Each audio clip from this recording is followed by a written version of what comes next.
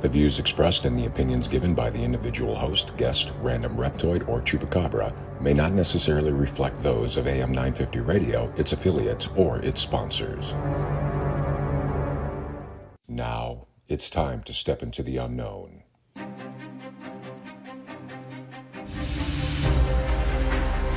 There are things people experience but never talk about. A shadow moving in the corner, flickering of the lights, a disembodied voice. We invite you to talk with us. Share your story, share your experience. Because this isn't just your story, this is our story. This is Ghostbox Radio with Greg Bakken. And this is Ghostbox Radio on AM 950, where every night we talk about the paranormal, ufology, Bigfoot, and so much more. My name is Greg Bakken. Thank you very much for joining me tonight. Now, wasn't last night's conversation really cool with Dustin Perry? I was so happy that we were able to get him on. And don't forget, folks, you can still get tickets. It's about a week away to his show, Ghosts Do You Believe? You just need to go to ghostdoyoubelieve.com. That's at the Fitzgerald Theater, April 3rd. That's at 8 p.m. I'm excited. I got my tickets. I'm ready to go. And then for those of you who are interested, that episode is available on Ghostbox Radio to take a listen to. He was only able to stick around for 2 segments. The third segment, we talked about Bobby Mackey's Music World because that building is being torn down. And I wanted to talk a little bit about that. We played an excerpt from an interview I did way back in 2015 with a woman named Wanda Kay who used to work there. And if you want to hear the entirety of the episode, I recommend checking out my Patreon, patreon.com/GhostboxLive. You get access to a lot of the old radio shows I've done long before I came to AM 950, and also there are people there, sadly, that are no longer with us that luckily we had a chance to interview who have so many wonderful insights on the paranormal and everything else. Back in the day, someone else I had on who I've been very lucky and blessed to have on occasionally since then is my dear friend, author and medium, Rob Guttrow. Rob has written a number of books focusing around traveling as, you know, being a psychic medium and traveling a lot of different places. We've had Rob on the last time we were talking about pets in the afterlife, but there is so much that we don't even begin to cover with Rob every single time. And tonight we are going to be talking about his newest book, Ghosts of Ireland on a Medium's Vacation. This is perfect timing. It's still March, so it's still St. Patrick's Day, even though you can trust me, folks, you can read this anytime. You don't have to just be in March to read this. A fantastic book, a fantastic person. Rob, welcome to Ghostbox Radio. Thank you, Greg. It's so good to be back. Good to see you. Good to see you. Good to see you too. You know, it seems like things are kind of going pretty well for you from an outsider's point of view. You got this new book out. You've been doing a lot of the pet readings and stuff, and it just seems like you're in a. I hope I'm right here. It seems like you're in a very good place at the moment. I am. I'm enjoying what I do. And trying to squeeze it all in, you know, after work, after my career job, it's it's a challenge, but it's great. I think that's something that I find very on point is the fact that the amount of stuff that you're doing that is, you know, part of this paranormal world, part of this metaphysical world, the authoring, everything else. And I have so many people I talk to about that for themselves. It is always on top of the real world stuff, isn't it? A lot of people, I don't think, totally understand that part of it. Yeah, I've actually talked to people who thought I did this full time. And I said, you know, I wish I could, but I will be retiring in 2024 later on this year. So I will be able to do more of this. Gosh, that's incredible. And we talked, I remember when you said that the last time, and I was just like, what do you mean you're retired? What are you, like, you know, in your 40s or something? And you age well, if you don't mind me saying so. If that's not inappropriate, but oh, thanks. It's bad lighting. It's bad light. So I did it's funny you say it because I did a video for some other thing, and I just made a kind of a self-deprecating comment about myself on the video, and a tech guy's like, well, you are a little, out of focus in the video. The background's more focused than the foreground, so you're out of focus. And I said, that's my version of putting Vaseline on the screen, on the lens, like they did in the 50s for the glamour women. So that's my excuse, at least. Well, it's very creative. It's something. It's something. So the new book is called Ghosts of Ireland on a Mediumfication. Now, this is available through Amazon and anywhere else that you want people to drive them to. I apologize. You do have a website. Yeah, but Amazon is actually the place they can get it. And actually, now I'm happy to say that it's not only paperback and ebook, but it's also an audiobook. Oh, wow. Did you read it? No, I had AI read it. Oh, how did that turn out? It came out very well, actually. I picked a voice that sounded close to mine, and I was very pleased with it. That's great. What is now walk us through a little bit of what your new book, Ghosts of Ireland on a Mediumfication, is all about. Sure. So whenever I go places, as a medium, wherever I go places, and usually when I'm on vacation, my guard is down. So I'm not really paying attention. I'm trying to enjoy the new place. And as a result of that, I have been in contact with ghosts in many places. Mm-hmm. We talked about England before. We talked about the Birdcage Theater. In Tombstone, Arizona, so any place. So my trip to Ireland brought me to places like Dublin and Galway, Limerick, the Dingle Peninsula, Cork, and Cashel, and various others. And I went to historic places, whether they were fortresses or churches, or even a shopping mall had a number of ghosts in it. Yeah. And I found out why later. But yeah, so it's very interesting. So I try and always prove what I get. And I do sketch them out too. I sketch out some of the ghosts that I meet.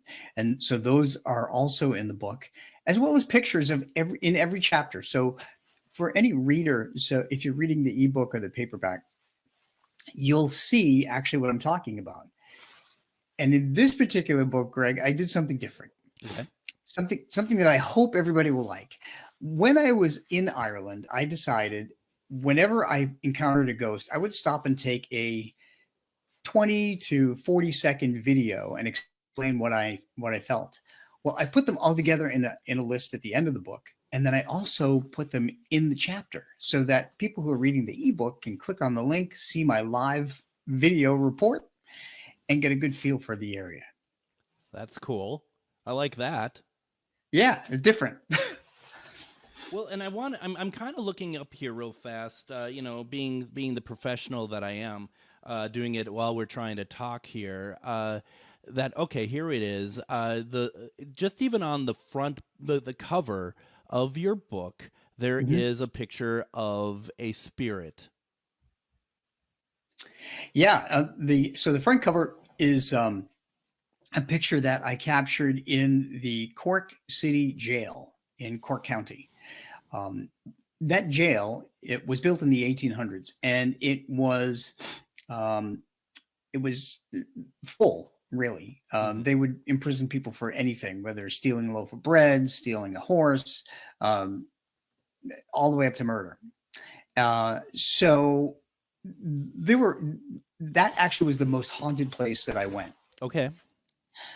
In this particular picture that I decided to make the cover of the book happened when we were on the second floor of the jail, and there are 2 stories on it, and it's a huge place. Yeah. But some of the corridors are like either barred off from the public, or they have a glass partition. And this was one of the corridors that I was looking down that had bars. But the thing is that I was walking by, and I had walked by a number of corridors, but I stopped because I sensed that there was a man down the end of the corridor. And I turned and I put my camera up between the bars, and I took 3 pictures in a row. So the third picture showed this figure that was down the end of the hallway. And I didn't see the figure when I was taking the picture. But when I looked back at it, there was clearly, it was, to me, it was the figure of a man who was walking past. And when I sensed him, I had asked him who he was, and he wouldn't answer me other than telling me he was a prisoner there looking for a way out. I see. But it's very rare for me to get a picture of an earthbound ghost. And that was cover worthy, in my opinion. I mean, it's great. It is absolutely wonderful, and I just applaud you for using very basic paranormal techniques of taking like multiple pictures in a row instead of, so many people do the one or whatever else, but you're that's the whole purpose is you can be able to see when you're doing them in sequence what changes. Yes, and I published that sequence in the chapter, so that everybody could see that the hallway was clear in the first two pictures, and that third picture is where that ghost appeared. So it was pretty obvious that's what was happening there. It's interesting because as a medium, spirit interaction is, first of all, it's your life. It's your norm, right? That's what. But I have to think when you still get a picture, even though this is your world that you live in, there has to be a level of just like jumping out of your skin with excitement to be able to capture one, right? Yeah, absolutely. It only happened once before to me, and that was in Tombstone when I captured a picture of the face of an actor that appeared in a giant painting in the lobby. That's right. That's right. Yeah. Yeah, there is something pretty amazing about that. Now, how long were you over in Ireland to put this book together? Because looking at the table of contents for this, you've been to there's a lot of places that you broke it up in a lot of different ways. People are not going to be bored reading this book because you're taking them all around. How long were you there for? I did. I think we were there for 9 days. And the way the book is broken up is I put them alphabetically by county. So we first go to County Clare, that has Bunratty and Dromoland Castle. Then we go to County Cork, then County Dublin, County Galway, County Kerry, et cetera, et cetera. So they're all broken down by counties. And then within each county are the different places, which makes it easier. When I was writing this book, I really wanted people to use this also as kind of a travel guide with an interest in the paranormal, which is why I also included that list of videos, and the videos were listed in each chapter. And in the very back, Greg, I did something that I hadn't done before, and that is I included a chapter about weather and my tips when you visit Ireland, weather and climate, because I'm a meteorologist. Absolutely. Absolutely. I love that. I love that. And that's the thing that I love the approach that you took to the book, because that is something that I think, you get this in the hands of people who love this sort of stuff as much as we do. And you've kind of taken away a lot of the research for them, because there is a lot of places that you have listed here. We did go a lot. And the other fun part of this to me was actually learning the history of this and sharing some basic history in each chapter, so that you have an idea of the purpose and the year that King John's Castle was built in Limerick, for instance, or the Newgrange prehistoric site that predates the Egyptian pyramids that we found in County Meath. So that you'll read the history, you'll see the pictures, you'll have a video link, and then you'll read about the entities that I encountered, or if there weren't any, the residual hauntings, which are just as important. I mean, that's a big part of, and especially over in Ireland and the UK. I mean, those are areas that have a very personal fascination for myself, and I can imagine that residuals are very, very common. Yeah, they were. And I've found that whenever a place is in ruins, the earthbound ghosts that had chosen to live there, or haunt there, if you will move on to another structure nearby. And if the other structure is rebuilt, like in the Rock of Cashel, the ghost will return. And we can talk about that later when we get to it, I guess. No, that's perfect. Yeah, I mean, it's just there is a lot of wonderful places here. we're going to be going to break here in a second, but I am curious with your take on getting like doing the research on the history and stuff. There's a lot of people who don't always like to do that. Personally, I can see that there, in my opinion, there could be reasons for and not to do it. In a place like this, where there is nothing but history, what is your take when you are going into these locations? How much do you want to know, Rob? So I don't want to know anything really when when I go in, and actually I've had to do a lot of research after I got home and as I was writing this book. And I suppose too that you have just like there's just a lot of like aha moments that are happening when you're looking up the information and you're like, okay, you make sense now. You know, whoever that person was, I know who you are now. I get it better, unless they were telling you at the time anyway, regardless. Yeah, there were a lot of aha moments when I was doing the research. It's pretty interesting. I can believe it. Why don't we go ahead and do this? Let's take our first break. When we come back, we're going to continue this conversation. We are talking with Rob Guttrow. The book is called Ghosts of Ireland on a Medium's Vacation. We have a lot more to get through. You're listening to Ghostbox Radio on AM 950.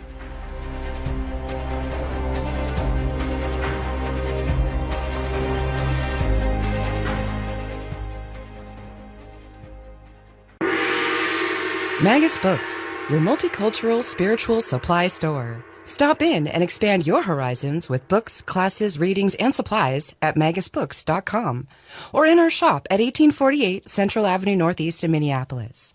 From the best incense to beautiful statues, we have supplies and books for your spiritual explorations. Come in and chat with our knowledgeable staff and get what you need for your next adventure, whether you're fighting ghosts or opening your third eye. Check us out today at magusbooks.com. Greg Bakken here. I've told you about the out-of-the-world roast beef sandwiches at Maverick's Real Roast Beef, but I haven't told you about their Philly steak sandwiches, turkey bacon avocado sandwich, BLT, crispy chicken, fish sandwiches, brisket, or pulled pork. Okay, you get the idea. They make a lot of delicious food to the same standard as their famous roast beef sandwiches, and now I'm starving. I'm going to go to Maverick's Real Roast Beef off Lexington and Roseville, and you need to go too. Check out their menu at mavericksbeef.com. Reach your highest level of consciousness and well-being with metamorphosisconnections.com. Metamorphosisconnections.com is an online directory of the best holistic and metaphysical practitioners to help you make your most informed choices. You can search metamorphosisconnections.com for classes, events, wellness and life coaches, plus metaphysical products and shops. You can also search for a wide array of healers from all modalities, including EFT, sound healing, energy healing, light therapy, ancestral healing, shamanic healing, reflexology, past life regressions, hypnotherapy, yoga, and more. And if you're not sure where to start, the search feature on metamorphosisconnections.com is tailored to help both those who know what they are looking for and those who are just starting. Come explore the possibilities for your higher self by visiting metamorphosisconnections.com. Their experienced practitioners can guide both beginners and those that are already on their spiritual journey. That's metamorphosisconnection.com, your link to direct you on your spiritual transformation.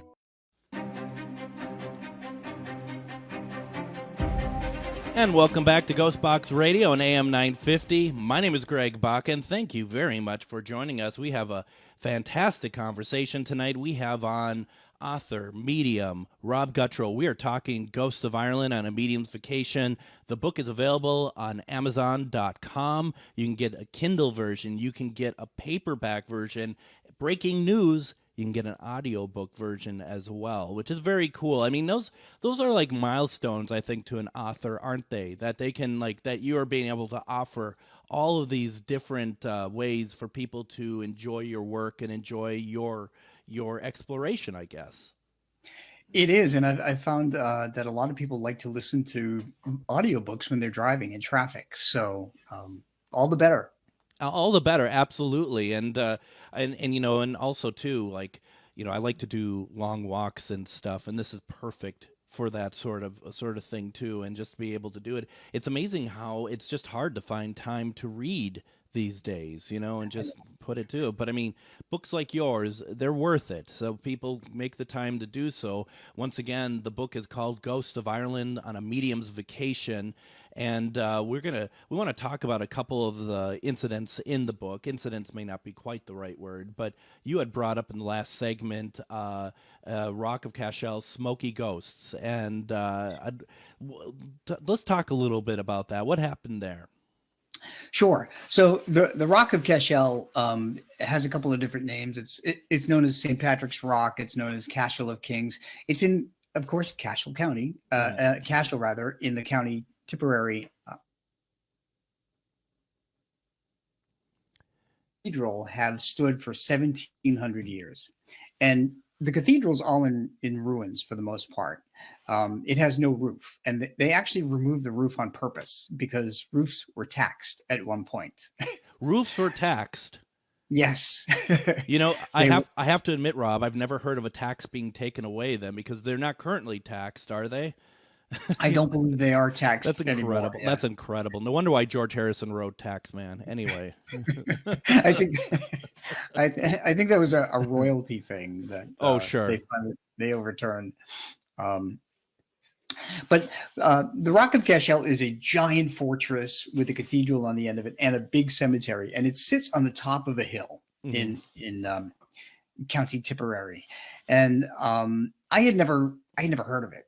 And by the way, Greg, I have to tell you that this trip was planned by my other half with the travel agent, and I just went wherever, and I knew nothing about anything until I got there. So you didn't know the itinerary?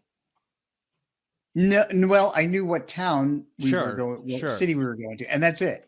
Well, and that is interesting, because that was one of the questions I was going to ask you was, how much of did spirit at all guide you in any way? But you just went in and kind of these are the places I went to, but I wasn't really sure that those were the places we would end up at. Right. Yep. Same thing in England. I did not plan the trip at all. Right. So I just went and then I went talking to dead people who clued me in. But so the Rock of Cashel actually means fortress, I found out. Yeah. And in the 5th century, St. Patrick supposedly converted the King of Munster to Christianity. And that's why it's also called St. Patrick's Rock. So I've learned all kinds of fascinating history about this stuff. Yeah. But one of the parts of this Rock of Cashel is what's called a round tower. And a round tower is exactly what it sounds like. It's a tall, round structure, and it's a tower, if you will. And it's connected to the cathedral. And there are several round towers in structures throughout England. Monaster Boyce, which is a famous cemetery and once an abbey, now in ruins, that we also visited, also has a round tower.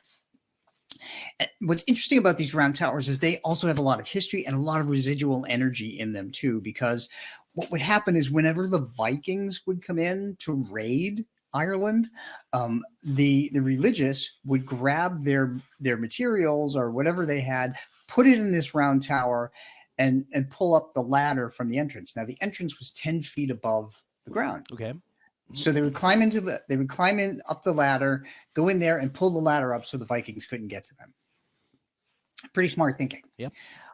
So they were able to save quite a number of things. But this round tower comes into play in the Rock of Cashel in terms of the ghosts that I encountered.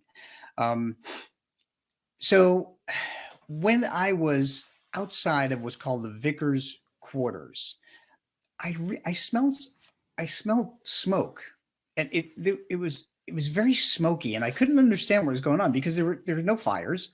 You could, from the Rock of Cashel, it's at the top of a hill, you could see clearly all the way around, and there's nothing but green and farmland and blue sky.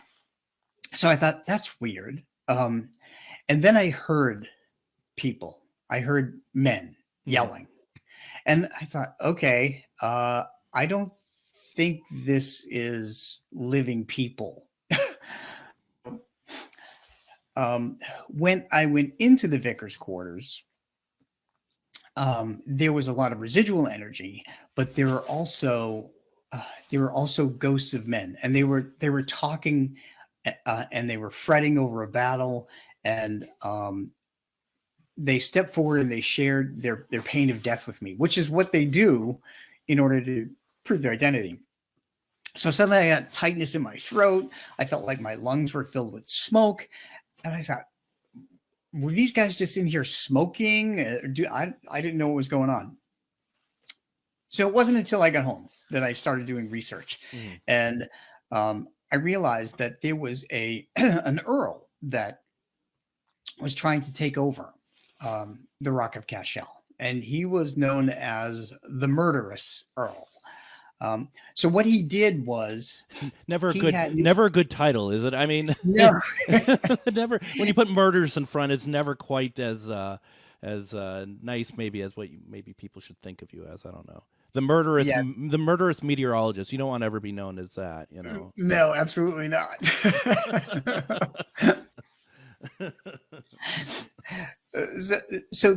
I did, because I couldn't figure out why these ghosts were sharing the smoky feeling, and I couldn't breathe. And so after I get home, it was like months later, and I decided to finally sit down and research all this stuff.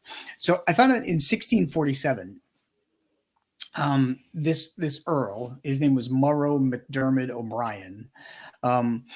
He commanded an army to push turf and against the walls of the fortress and set them on fire. By doing that, he heated things up. Everything became smoke-filled, and these guys died in that particular room, the vicar's quarters. Jeez, yeah. So supposedly 30 priests and friars were killed among almost 1,000 people, really, in this incident. So here's the crazy thing: because this was kind of in ruins, I had to think about where the ghosts went. And I knew they had left the vicar's quarters and they had came back. What they did was they went into that round tower that was one of the only standing structures. And that's where they stayed until the vicar's quarters were repaired. And then they returned to where they died. Okay. Wow. Crazy story. Here's the thing. When you're out at these locations, especially something like that, I mean, essentially a battlefield, how overwhelmed do you get with emotion? I mean, because you're feeling the like you said, the pain or death, but just like either I can imagine that there's a lot of fear, but there's also probably a lot of either like excitement or even like not patriotism, but you know what I mean, that they're just proud to be able to stand their ground and stuff. I'm just curious if you're picking up all of these at once or at all, or how do you combat it? Yeah, I do read the residual energy, that it's like emotional energy that's impressed within the walls of the structure. Right. And so I pick up all on that anxiety and that fear and that excitement and the adrenaline, if you will. And, I'm standing in a partially ruined structure, and I'm feeling all these things. And I'm thinking, if I knew I wasn't a medium, I would probably think I was having an anxiety attack. Oh, for sure. Yeah. You got to wonder, too, how many people who don't realize that they're opening up feel that way. True. Yeah, that's true. If you don't think or you don't know you have a gift, and you walk into a place and you have these fears, you may feel like you're having an anxiety attack. Now, did you run into any spirits who don't believe that, they don't realize that the battle is over? Like they don't realize that it's all that they're dead? Not in this particular place. I did. There was a woman I ran into in the Dingle Peninsula that was haunting what used to be a home and is now turned into a shop. And she didn't know she was dead. Mm-hmm. Mm-hmm. You got to wonder, like, because I mean, you've been out to Gettysburg, right? Yes, and it's overwhelming. Right, and I would assume that we run into a few of those things, and there is nothing like Gettysburg. There, and of all the places I personally have ever been to, there's nothing like it. But I'm just, it's always curious, and maybe it's even cliche in a sense to be like, I wonder if there's those who don't realize it's done and over, or even the one in the home that doesn't realize that they have passed. It's a real thing. And what do you do in those situations? Do you do anything in those situations? If you ran that with that woman, did you try to explain it to her, or what happened there? So I did what, this was kind of a crazy encounter because I was in this shop. They made scarves and hats and all knitted woolen goods, and so it was an artist shop upstairs and a workshop.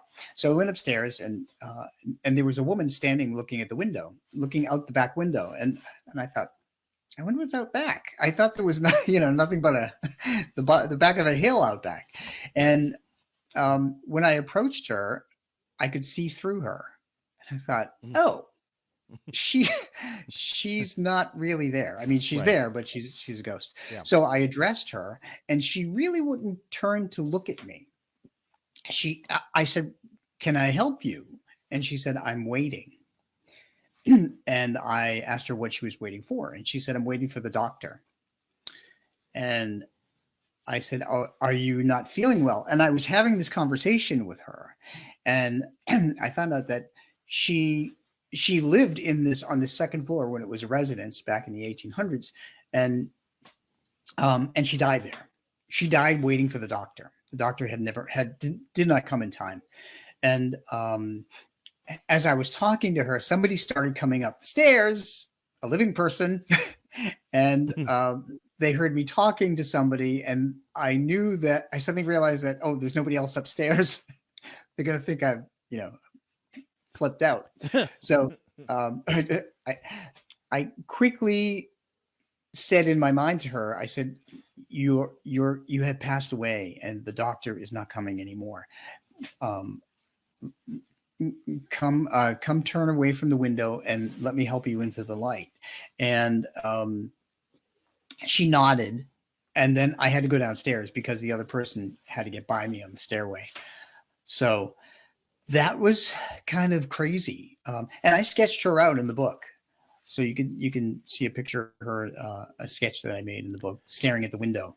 I think those sketches are really important. I think it's a great way to be able to show who you're talking about. It's a great way to remember these people too. I mean, for speaking for myself, I think one of the reasons why I'm into this so much, into the paranormal, is not to go and go to the scary locations. It's to help people remember those who have passed. That's such an important part of it. Yes, and whenever I go in paranormal investigations, I often do that. There was in the case files of Inspired Ghost Tracking, I had a case called the Steelworkers Ghost, and I sketched him out. And later, the tech team sent me a picture of a thermal image of the ghost, and he looked just like the Steelworkers Ghost that I had sketched out, and that was actually mind blowing to me. Oh, I bet. I mean, and a nice validation as well. I mean, I know that you're very comfortable and you're very confident about the work you do, but validation is always important, regardless, isn't it? Yeah, I mean, I need validation. I'm a scientist. I need to prove everything that I get, or otherwise I have to discount it.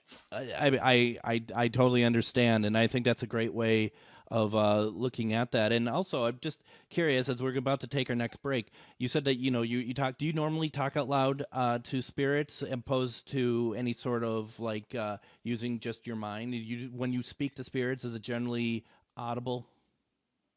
Half and half. It depends if there's no one there, or if I'm with paranormal investigators, I'll talk out loud. But normally in a public place, I try not to do that. But there was nobody on the second floor of that shop when I was there, and then I had step back and think about what I was doing. Well, I mean, obviously, there's always, that's the that's the law, isn't it? That there's no one in sight, but the moment you do something you don't want someone to see, there they are. Like, where did you come from? Did you literally come out of the woodwork? I don't know. I don't know. Why don't we go ahead and do this? Let's take our second break. When we come back, we're going to be talking about the shopping mall that Rob brought up in the first segment. We have a lot more to talk about, and we want to make sure that you hear it all. You're listening to Ghostbox Radio on AM 950.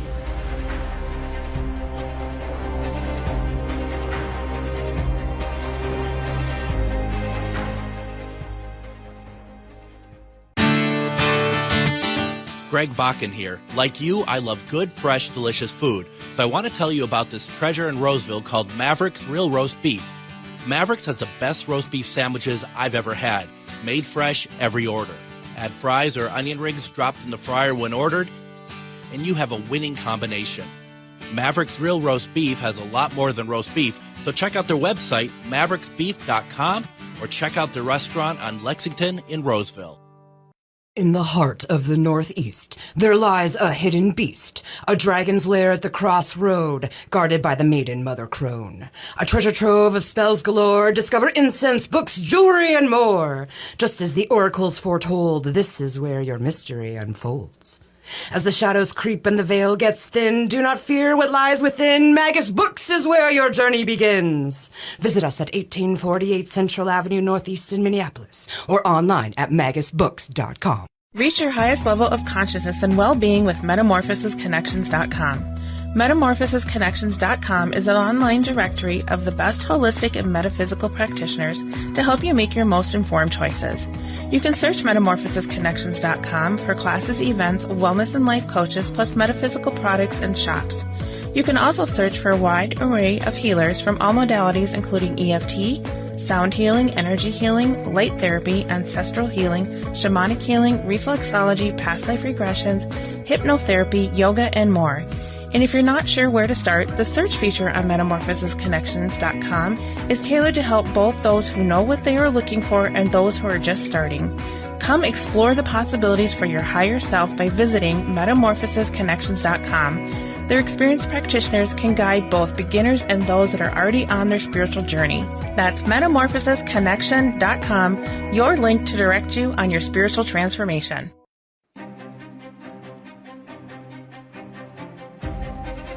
And join me tomorrow on Ghostbox Radio with Greg Bakken. We're going to have on author Robert K. Wilcox. We're going to be talking about the truth, about the Shroud of Turin, solving the mystery as we're getting closer to Easter. One of my personal favorite, artifacts, whatever we want to call it, the Shroud of Turin. I wanted to bring someone on who'd done a lot of research on it and talk about it and have a conversation.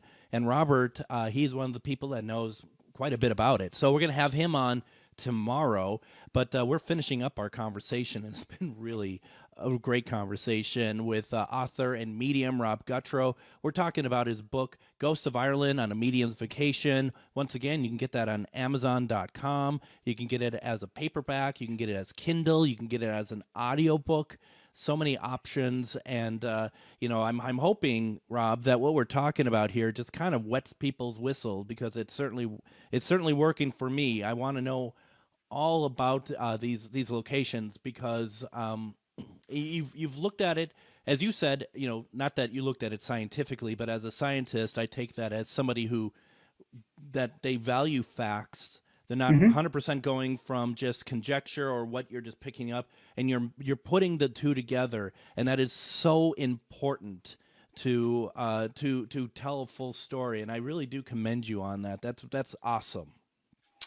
Thank you. Yeah, it's important for me to have the hauntings, but it's really important for me to have the history and the proof. Very much so. Now, in the first segment, you kind of talked about some stuff happening at a shopping mall that had I think you said a ton of spirits and ghosts there. Can you tell us about that, please? Sure. When we went to Galway, Galway has quite a number of hauntings, by the way. This is just one of the things, one of the many that I encountered there. Mm-hmm. There were some in churches, there were some in an old monastery and other places. But I never expect to run into ghosts in a modern structure. I mean, Mm-hmm. granted, they do haunt modern structures, of course, but we happen to go into a place called the Corbett Court Shopping Mall in downtown Galway, and we decided to walk inside before we met our tour guide, Mm-hmm. and it was a multi-level shopping mall. So so the second level was actually in the basement. And as soon as I walked in the front entrance of the mall, I felt like I walked into a wall. So for me, because ghosts, earthbound ghosts, are energy, and spirits who have crossed over are also energy. If there's a bunch of them, it's like walking through a swimming pool because there's a lot of energy. So I really became aware that there were a number of people who lingered in there, and I didn't know what was going on. And they were all full of anxiety and panic, and I tried to, if you will, I tried to address them and stop them and ask them what was happening, but they were all panicked and they were all anxious, and it seemed like they were going in many different directions. So I thought, okay, I'm not going to be able to communicate with these ghosts because whatever happened to them, this is the way they died. They died in a panic. Mm-hmm. So the Corbett Court Shopping Mall, by the way, opened its doors in 1987. It's the first shopping mall in the center of Galway. When we met our tour guide, he told me that my feelings, my encounter, made perfect sense to him. So here's the other thing, Greg, too, is that when you have a tour guide and you tell them that you're a paranormal investigator and you're maybe a medium, you don't know how they're going to react. No, but no. Fortunately, this guy was okay. It's sometimes hard to say it, isn't it? I mean, even though we're proud of what we do, it's a little tough sometimes because it kind of elicits all sorts of different reactions, doesn't it? It does. And I mean, have you ever been to a place where you got a sensation and you weren't with anybody that you knew but you wanted to tell somebody? Yeah. And you really have to weigh it because sometimes they'll tell you you're crazy and other times they'll want more information. Right. So, right. And you also run into the situation too that people when even the more relaxed the people about it that do understand the paranormal, when you talk to them, their mind goes to dark right away. Then it doesn't go thinking that what you're doing is actually a beautiful thing. That they're not saying that you're doing demonic stuff, but they're also like, "Oh, I didn't know someone died here," or something like that. It's like, well, that's not really the point of this. Right. Exactly. But in the shopping mall, apparently there were a number of people that died there. So our tour guide said that before the mall that was built, there was another building actually in that location. And he said it was the site of a big fire that killed a number of people. Oh, goodness. And they tried to escape by running out that front door where I felt like I walked into a wall of energy. Because they're all trying to get out. Yeah. Yeah. And, when you just think about it, you go into a new looking shopping mall and, the last thing you're going to think about is a ghost. And I ran into a whole bunch of them. So when I got home and I began writing this book, I found an article from RTE News, which is Ireland's news source, that covered the massive fire that happened in August 1971. And in the book, actually, I even have a link to the article so that people can go back there and see what the building looked like that caught fire. But go ahead, Rob. Yeah. So what happened with these people is when they died, they got confused as to what happened, and they lingered so long that they got trapped there. So.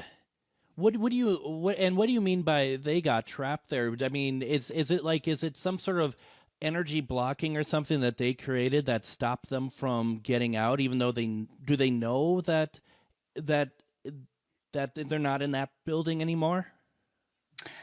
You know, I think they do know they're not in that building anymore because they can see the physical changes around them. Yeah. And they know that it's different. But one thing I recently figured out, Greg, is why ghosts are not able to cross over themselves. Mm-hmm. And this goes back to science, the science of energy. Yep. I think about ghosts are energy. And when we first die, we have a lot of energy within us. Over time, like a battery, that energy wears down. And it occurs to me that we need a certain amount of energy in order to open the doorway to the other side. Once a ghost lingers for a certain period of time, their energy wanes and they don't have that ability anymore. And to me, that seems to make sense. I like that. Yeah, I think so too. It's amazing. It's amazing all the reasons why they can't or don't want to cross or don't know. Right. Yeah. There's just, it's something else real fast. Cause I want to get to another, more about the book, but I do have to say that reminds me of a situation I had, and I can't remember the name of the building, but this might sound familiar to you. In New York City, outside of Washington Square, about a block up, there was a famous fire that happened back in, like, I think the 1920s or something like that, where it was basically all women working there in not clothes. They were doing a lot with big clothes. They were sewing. They were doing a lot of work there. It's a famous fire because so many of our modern regulations have come from this fire, but it was right up the road from us. And so we walked up there and we did a spirit box session outside the building that's there now. And we got the word fire come through.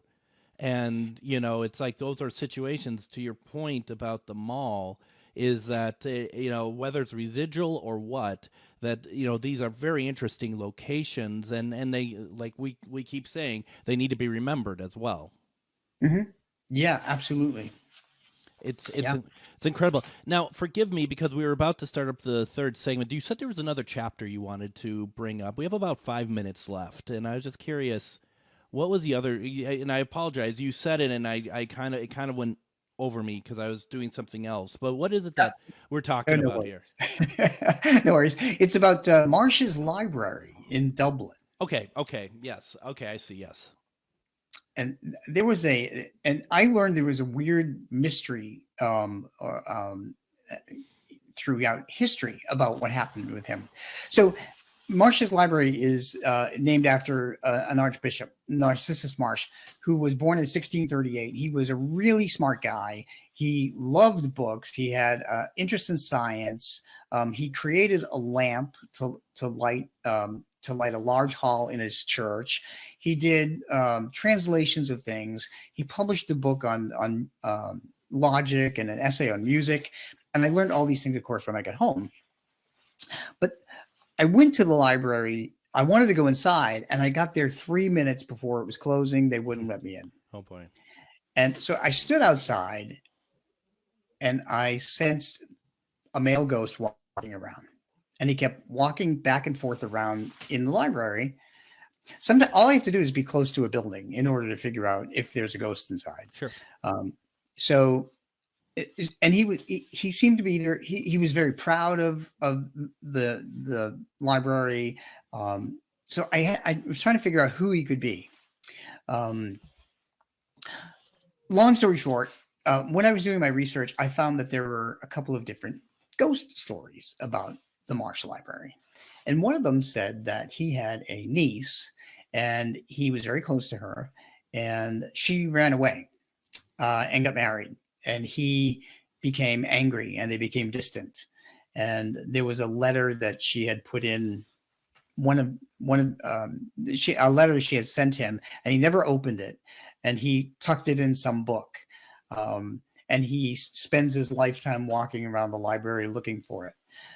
But I wasn't really satisfied with that.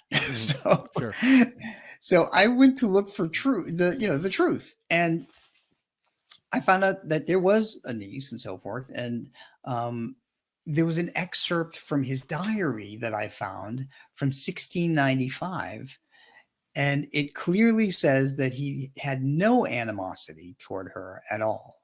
So that ghost story, if you will, that sometimes gets told in Ireland is absolutely not true. Sure. At least the reason for him walking around there. And that was interesting for me to dig up and to kind of disprove. But he is very proud of being there. And, at first I thought maybe it's an employee, but it makes more sense to me that it's the Archbishop himself. I think it's, and that is such an important part that not enough people do. And I don't say because they're purposely not doing it, but because they don't know that they need to keep digging. And the idea of being able to right some of those misunderstandings that have been around for decades and decades. I mean, that's very commendable, Rob, because that is something that, not a lot of people know the story over here, at least in the U.S. to begin with, but that doesn't matter. The point is that you're getting the right information out. Mm-hmm. Yeah, or as much as I could possibly get. Right. I wish I had the ability to have a conversation with the ghost, but I didn't have that ability. But what I could do is I could write history. Right. So. And I think that's the interesting thing that people, I'm sure they understand now. When I was a kid growing up, history was history, right? Those were blocks of stone that had been forged. That what we were presented in those classes, that was it. And as we grow older, and maybe I should only speak for myself, that realize that history is more clay than fired brick, because it keeps evolving, keeps moving, it keeps changing, and that we shouldn't get so attached to what has been defined as history all those years ago. It's like finding new fossils, Greg. It totally is. I mean, you're absolutely right. I mean, the landscape changes constantly, and that is not a problem. That is a good thing, isn't it? It is. Every day we learn something new is a good day. The book, once again, is called Ghosts of Ireland on a Medium's Vacation. You can get it over at Amazon. You can get a paperback, Kindle. You can get audiobook. You can get really whatever you want out of it. It is fantastic. Also, go to robgutro.com. There's a whole lot you have going on over there, isn't there? There is, yes. There's videos, there's podcasts, there's pet readings, how to get a pet reading, and all my 11 books, 3 series: The Medium's Vacation, The Pets in the Afterlife, and Ghosts vs. Spirits. Fantastic. We'll be back tomorrow. Thank you, Rob, very much. We'll be back tomorrow talking about the Shroud of Turin. Everyone, have a great night.